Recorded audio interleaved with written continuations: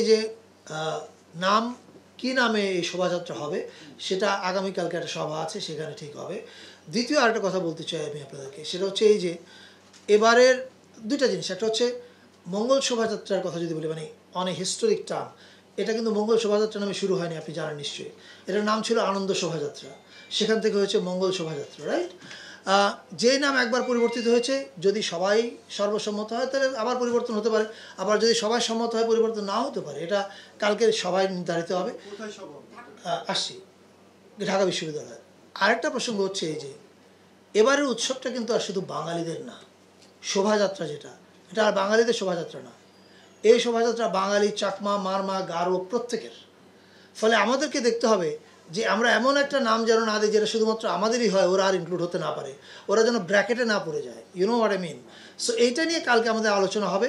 এবং যেই নামটাই হোক, পাশাপাশি এটাও থাকবে, যেমন চাকমারা করে হচ্ছে না, চাকমারা উৎসবটাকে নাম ডাকে হচ্ছে বিজু, রাইট? আর আপনারা ডাকেন হচ্ছে সাংরাই, মানমারা ডাকেন হচ্ছে সাংরাই, রাইট? সো একটা সেন্ট্রাল নাম থাকলে পরেও ভেতরে যেই ব্লকটাতে চাকমাদের শোভাযাত্রা হবে, যে ব্লকটাতে গারোদেরটা হবে, গারোদেরটার সামনে ওদের আপনার নামটা দেখতে পাবেন ওয়াঙ্গালা, বা ওদেরটার সময় দেখতে পাবেন আপনি সাংরাই। এইটা আমরা এবার এনশিওর করবো। আর সেন্ট্রালি এটা কী নামে ডাকা হবে, যেই নামে সবাইকে একটা ছাতার মধ্যে আনা যায়, সেটা এখন পর্যন্ত কোনো সিদ্ধান্ত হয়নি। কালকে মিটিংয়ে বসে সিদ্ধান্ত হবে।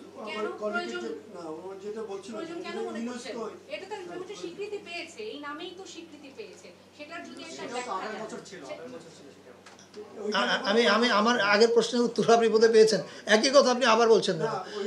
প্রয়োজনীয়তাটা আমি বলেছি আপনাকে একটু আগে, যে সেটা কি, যে আমরা এবার আর শুধুমাত্র বাঙালিদের শোভাযাত্রা হচ্ছে না, এবারে শোভাযাত্রা আমরা সবাইকে ইনক্লুড করছি। এখন সবাইকে ইনক্লুড করার পরে এই একই নামে করবে না কোন নামে করবে, এটা কালকে সবাই সিদ্ধান্ত হবে।